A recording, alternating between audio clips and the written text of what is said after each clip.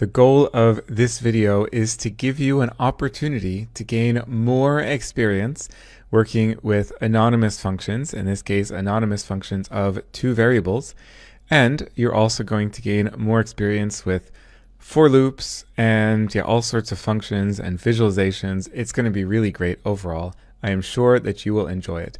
And the best part about this video is you have to write a ton of code all on your own. Well, not a ton of code, but this is an exercise video, which means that I'm going to describe the problem to you and you will have to write all the code on your own. There is no code to download for this video. I'm making it really difficult for you. Okay, so here's what you want to do. This is a mathematical formula of two variables. So it's a function of x and y, 2x minus the square root of x times y squared. And just to make sure that there's no ambiguity here, this is the square root of x times y squared. So the square root sign stops at x. Okay, this is what the graph of the function looks like for some range of variables. So I have from x going from 0 to 5, and it's interesting to observe that this function is valid in the real domain only for non-negative values of x. So we cannot actually have negative values of x. Technically you could, but then we would get a complex valued result from this function, and for now we're just sticking to the real domain. So anyway, so for x goes from 0 to 5 and y ranges from -3 to +3. So what you need to do in this assignment is write an anonymous function for this mathematical formula. And then you want to evaluate this anonymous function for each point in this domain here, in this plane. And then the idea is that the color at each pixel in this image corresponds to the value of the function for this xy pair. Now, what I encourage you to do is to start off by writing this thing out in a double for loop. So you have a loop over x values and a loop over y values, and then you can evaluate this function for each individual element in this matrix, in this xy space. And then once you've done that, see if you can compress the for loop so you can write it, so you can get the same result using one for loop and then writing no for loop. So that part gets a little bit more advanced. If you're struggling with getting rid of the for loops, then don't worry, that actually is one of the trickiest parts of coding, is that kind of vectorization. Nonetheless, the main goal is to implement this as an anonymous function and then produce this graph. So good luck. I hope you enjoy this. I hope you get a chance to work through this. And now I am going to switch to Matlab and you can watch me solve this exercise. Now, you might have actually noticed that you do not technically need an anonymous function to solve this problem. You can obtain that graph and implement that formula just by using regular code without an anonymous function. Nonetheless, of course, the point here is to increase your knowledge and experience with Matlab. Okay, so now you can probably imagine what I think we should do with this totally blank, empty Matlab script. I think we should start by writing comments before writing a single line of code. Okay, so here I'm going to, first thing I'm going to do is define, let's see, I'll call it create the anonymous function. And then I'm going to define the x and y limits, let's call it ranges, maybe it's better, ranges. And then I'm going to evaluate the function over x and y. And then finally, I'm going to produce a graph. Let's call this graph the result. All right, now I have the high-level overview, organization of the code, and now I'm ready to start writing actual Matlab code. Okay, so I'm going to call this fun xy. It's a function of x and y. Equals, so that's the function handle. Now we need the input and then the function name here. So the input, actually it's two inputs. I'm going to call this s and t. In the code, or in the slide, I called it x and y, but you can call it whatever you like. So let's say 2 times s minus the square root of s times t squared, like this. There you go. So we have, so in the slides I called it 2x minus the square root of x times y squared. And here I'm just rewriting it using s and t. So I want to run this just to make sure that we don't get any error messages or warning messages. Okay, and now we need to define the x and y range. So now these I'm going to call x and y because up here I call this s and t. You could still use x and y for these variables here, but as I showed in the previous video, that can get a little bit confusing. I like to keep the variable names separate to avoid the possibility of confusion here.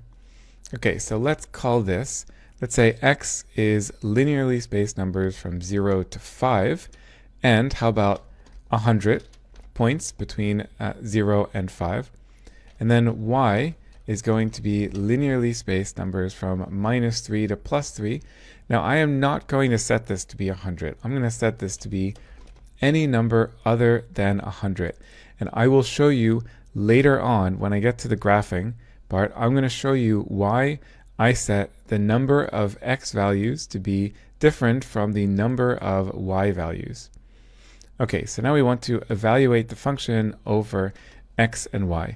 So I said in the slide that you should start off, or I recommend starting off with a double for loop. So we want for I equals 1 to length x, and then for yi, so it's xi, 1 to length x, and for yi equals 1 to length y.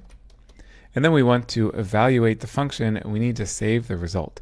I'll call this, why don't we call it result? It seems like a good thing to call it. So it's the xith row and the yith column equals fun xy. And now this is not x comma y, because x comma y is our x and y are both entire vectors. Instead, we want the xith element and the yith element, like this. Okay, and then we end the for loop. So now I'm going to, so I already ran this line, I'm going to run these two lines. And what I want to do now is just run this for one input just to make sure that we are getting an expected result. So without any errors or anything like that. Okay, so I just set xi to be equal to 1 and yi to be equal to 1. And then I'm going to run this function with the first input here and the first input here. And we can actually already take a moment to think about what this answer should be. So the first element of x is 0. So that's 0, and here y is going to be -3. So 2 times 0 is 0, minus the square root of 0, which is also 0, times, it doesn't even matter. What this is 9, but that doesn't matter. We end up with 0 minus 0. So we should get a result of 0. Voila. Very nice. Okay. Now MATLAB is giving us a warning message here with this little squiggly orange line under result. And the message here is that the variable result appears to change in size on every loop iteration. Now, I've already previously in this course introduced you to the concept of initializing a matrix with zeros. And in fact, in the next section, on the section on debugging, I'm going to show you an example of how not initializing, so exactly code like this, without initializing, makes your code really, really, really, really slow. It's going to be the difference between like tens of seconds versus a couple of milliseconds. Okay, so I'm going to initialize. So we call this result. Result equals zeros, and then the first dimension, or the number of elements in the first dimension, is the length of x, and then we have the length of y. Okay, now that little warning message goes away over there. All right, so I'm going to run all this code. Keep your fingers crossed, and this is always the first important thing to check, that we don't get any errors, you don't get any warning messages. Now, that doesn't necessarily guarantee that we have done the correct thing, just because we don't get any messages, any errors. Okay, nonetheless, let's now graph the results. So I'm going to use the contour f function because I like that one for visualization. So we plot x by y, and then we want the result. And now we can specify the number of contours. I typically use 40. I find that to be a pretty good resolution. And then I'm going to set the line color to be none, so we don't get black contour lines around each contour. All right, so let's run this. And oh man, this was really disappointing. I was really looking forward to this, seeing this result. So let's see, the error message says the size of X must match the size of Z, which is the third input, or the number of columns of Z. Okay, so what's actually happening here is that the result is this matrix is oriented, transposed to what Matlab is expecting in contour F. So we need to transpose the result. Now, when we run this, now we get the correct result. This matches what I showed in the slide. So here's the x-axis, and we can confirm that the x-axis goes from 0 to 5, and the y-axis goes from -3 to +3. Now, this shows you exactly why I chose to have this be a different number of elements for x and y. So watch what happens now when I rerun this code. I'm actually going to just rerun all the code in this cell by pressing Control Enter. Now, nothing happened here, and that's because we're still doing the correct thing. Just the grid spacing on the y-axis changed. But now I'm actually going to transpose this and rerun this. So now it turns out that this is the wrong orientation, but you don't get an error message even though it is the wrong orientation. And we don't get an error message because x and y are the same size, and result, or which contour F calls the Z input, the third input, is a perfect square matrix. And if we would change this by even one element, we make this 101 points long, then we get an error message down here again. So that is the reason why I always have the x and y dimensions have a slightly different number of elements. Okay, so that is the successful completion of this exercise. Now, I mentioned that it was a bit of a bonus to try to get this to work without any, with using only one for loop, and then without any for loops. And the key to getting this to work without or by getting rid of one of these for loops is to recall from the previous video that these anonymous functions can also accept vectors and matrices as inputs, not only scalars. So what I'm going to do for starters is get rid of this. So I'm selecting this, and I'm using the keyboard shortcut Control-R on my keyboard to comment out these three lines. So what I want to do is create all of the values of y for this one value of x. So that's going to be similar to what I showed here, fun xy. Similar to what I do here, except it's going to be for this particular value of x and then all values of y, like this. All right, and then let's see, I think I will. So I'm going to, at the top of this screen, I'm going to write CLC. That's going to clear the screen, and then we will know if we get another error message. You know, if I run all of this code by pressing Control Enter, this error message is still going to be there. So I'm going to clear the screen to get rid of everything. So if we see an error message again, then we know that we've done something wrong in this particular run with this set of code. All right. So still get the same plot, no error message whatsoever. I can even close this just to demonstrate to you that we really get the same result. So that was pretty cool. We got rid of one loop over here. And now it gets even better. I'm going to get rid of this loop as well. I'm going to do, and we don't even need to initialize the way that I'm going to do this.